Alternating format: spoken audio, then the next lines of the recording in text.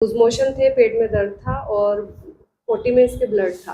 तो हम डॉक्टर साहब के पास आए थे अपने ट्रीटमेंट के लिए। डॉक्टर साहब ने ट्रीटमेंट कराया और इसके कुछ टेस्ट कराए। ट्रीटमेंट तो अच्छी बात है, लेकिन जो खान पान है, जो चेंजेस डॉक्टर साहब ने बताए हैं, उससे ये बहुत जल्दी सेहत में इसके सुधार आया और ये अब बिल्कुल परेशान नहीं है, बिल्कुल ठीक हो गया। अगर आप भी सभी चाहते हैं कि आपके बच्चे भी ठीक रहें तो इस तरह के खान पान में चेंजेस कीजिए। देखिए, बच्ची परसों आई थी मेरे पास, बड़ी परेशान थी, मरोड़े से उठ रहे थे, इसको लैट्रिन में ब्लड आ रहा था, ना ये कुछ खा पी रही थी, ना बैठ रही थी, रो रही थी बस लगातार, बड़ी परेशान थी, पैनिक में थी। तो पेरेंट्स भी डर जाते हैं। तो टीएलसी टेस्ट करवाए तो टीएलसी काफी बड़ी हुई थी, तो ये लोग बड़े परेशान हो गए, फीवर भी था बच्ची को।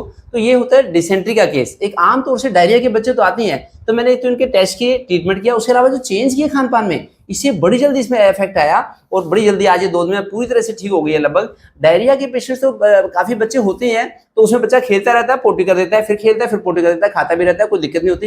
लेकिन डायसेंट्री के जो पेशेंट्स होते हैं, तो ये बड़ी दिक्कत होती है इनमें। ये बड़ी कई बार तो जानलेवा भी हो जाती है। जो खूनी पेचिस या खूनी मरोड़े की दिक्कत है, इसमें बड़ी परेशानी होती है। ये अमीबिक डायसेंट्री भी होती है, बैसिलस डायसेंट्री भी होती है। तो इसका ट्रीटमेंट बड़ा स्पेसिफिक भी है, लेकिन खान पान में बदलाव के साथ इसका बड़ा जल्दी इफेक्ट आता है। मैं आपको बताता हूँ कि इसमें क्या खान पान रखें। सबसे बड़ी चीज है कि क्या खाने को ना दें, क्योंकि बच्चे को मरोड़े उठते हैं, मम्मी खाने को देती है गलत चीज, फिर मरोड़े उठते हैं, फिर बच्चे परेशान हो जाती है। इसके लिए एक तो हाई शुगरी फूड ना दे ज्यादा, जैसे कि दूध से बचाव रखना पड़ेगा बच्चे का।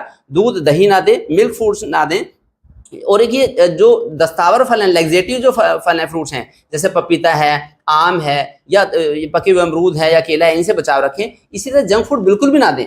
जंक फूड ना दे, बोतल से दूध ना दे, बच्चों को ये ध्यान रखना पड़ेगा। बल्कि ऐसे फल दे सकते हैं जैसे कि जामुन है, और फिर बब्बू गोशा है, ये सिट्रस फ्रूट्स दे सकते हैं, इस तरह के फल दे दें। और बाकी तो जो हरी सब्जियां वो दे दें। लेकिन जो इसके लिए सबसे बड़ी चीज है, जो सबसे जल्दी जिससे इफेक्ट आता है, ये होता है बेलपत्थर। बेलपत्थर का शरबत या बेलपत्थर का गूदा मिश्री में मिला के, या बेलपत्थर के बच्चों के लिए तो वैसे कैंडी भी आती हैं, तो ये दे सकते हैं, घर पे इसे बना सकते हैं। इस बच्ची ने भी लिया, बड़ी जल्दी ठीक हो गई। इसी तरह से शीशम के पत्ते की चटनी बना के भी दे सकते हैं मिश्री में मिला के, या शीशम के पत्ते का रस निकाल के दे सकते हैं। जामुन के पत्ते भी बड़े अच्छे रहते हैं। ये 2 चीजें तो बहुत ही फायदेमंद है इस चीज में, अगर बच्चे को पड़े। एक जामुन बच्चे को देंगे तो जामुन से भी बड़ी जल्दी, जामुन के जैसे पत्ते फायदेमंद है, ऐसे जामुन का फल भी फायदेमंद है। अनार इसके लिए बड़े अच्छे रहते हैं। जितना अनार का रस निकाल के दे देंगे। अनार के लिए स्पेशली एक रुमाल आता है, प्लास्टिक का रुमाल होता है, प्लास्टिक की जाली, उसमें अनार के दाने डाले और निचोड़ दिया, उससे बड़ी जल्दी बच्चा ठीक हो जाता है। ऐसे ही मीठे नीम के पत्ते भी, जो भी सब्जी दाल बनाए उसमें मीठे नीम के पत्ते डाल दो, तो ये भी पोटी को ठीक करते हैं। कई बार तो पीपल का पत्ता भी बड़ा अच्छा रहता है, अगर थोड़ा बड़ा बच्चा चबा के ले ले।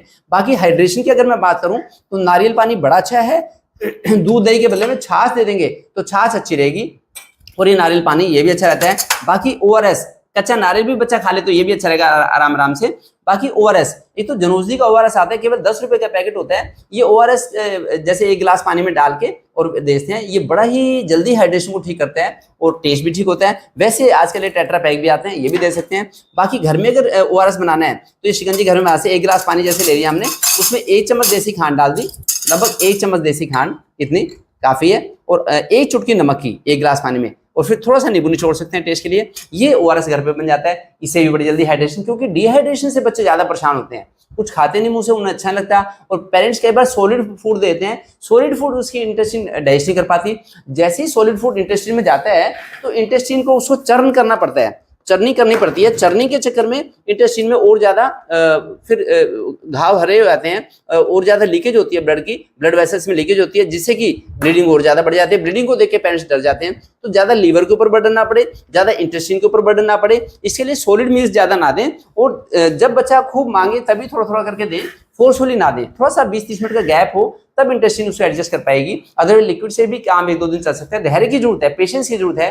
खाली हम दवाई के ऊपर डिपेंडेंट नहीं है, उससे पेशेंस के साथ अगर केयर करेंगे तो बड़ी जल्दी ऐसी ब्लीडिंग ठीक हो जाती है। और जो छोटे बच्चे हैं, जो 6 महीने से छोटे बच्चे हैं, उनको बच्चों को एक तो बोतल से दूध ना पिलाएं, और अगर माँ का दूध पीते हैं तो माँ भी ऐसी चीज ना ले। ज्यादा एसिडिक फूड, आयुर्वेद की भाषा में इसे कहते हैं पित्त प्रकोप, तो ज्यादा माँ अगर ऐसी चीज लेगी जैसे कि चाय है, पराठा है, अचार है, तली हुई चीज है, इससे दिक्कत ज्यादा बढ़ जाएगी। फ्राइड चीज और फिर इस तरह से ज़्यादा हैवी प्रोटीन्स, ज़्यादा राजमा छोले पनीर मटर लेने से भी दिक्कत होगी। और फिर कोई भी बाजार की चीज़, किसी भी तरह का जंक फूड, अगर जंक फूड मतलब लेगी तो उससे भी बच्चे को दिक्कत होगी। इसके बदले में हरी सब्जी, खिचड़ी दलिया दाल रोटी ऐसा खाना माँ भी खाए और अपना दूध पिलाए। और अगर ऊपर के दूध की बात करूं तो मैं तो प्रेफर करता हूं कि नेचुरल गाय का दूध जो मदर लेती है वही बच्चे को देंगे तो अच्छा रहेगा। मैं फार्मूला फीड को प्रेफर नहीं करता। अगर किसी बच्चे को काउ मिल्क प्रोटीन एलर्जी है तो ये देखो, ये लो प्यारे बेबी, आपने तो है, अगर काउ मिल्क प्रोटीन एलर्जी है तो उस केस में हम उससे बचाव कर सकते हैं। अदरवाइज नेचुरल मिल्क ही दें तो अच्छा रहेगा। जितना प्रोसेस फूड बॉडी के अंदर जाएगा उनका जेनेटिक डीएनए जो है डिस्टर्ब होता है, तो जेनेटिक डिसीज आगे बच्चों को भी होते हैं। मैं चाहता हूं कि प्रोसेस फूड बच्चों को ना दें, जितना सिंपल नेचुरल चीज की तरफ हम जाएंगे तो अच्छा रहेगा। बाकी ऐसी दिक्कत क्यों आई, ऐसी नौबत क्यों आई कि बच्चे को डायसेंट्री हुई, उसके लिए तो हाइजीन का ध्यान रखना पड़ेगा। जो बच्चे 1 साल से बड़े बच्चे हैं, 2 साल का 3 साल का स्कूल गोइंग बच्चा है, तो उसको हैंड हाइजीन के बारे में सिखाएं। केवल 6-7 सेकंड लगते हैं, 6-7-10 सेकंड लगते हैं, उसमें अगर हाथ धोएंगे बच्चे ऐसे तो जर्म्स का लोड बड़ा कम हो जाएगा, बैक्टीरियल लोड कम हो जाएगा। अच्छी तरह से अंगूठों के नाखून, हाथों के नाखून, जो क्रीजेज हैं, पामर क्रीजेज हैं, इनके बीच बीच में बैक्टीरिया होते हैं, तो इनका ध्यान रखें भाई, हैंड वॉशिंग के बाद ही खाना खाए बच्चा। बाकी वैक्सीनेशन भी करवाएं। जो रोटावायरस डायरिया होता है, रोटावायरस डायरिया बच्चे को ना हो तो रोटावायरस की जो वैक्सीन है वो करवा लेंगे तो उसे भी बड़ा अच्छा रहेगा।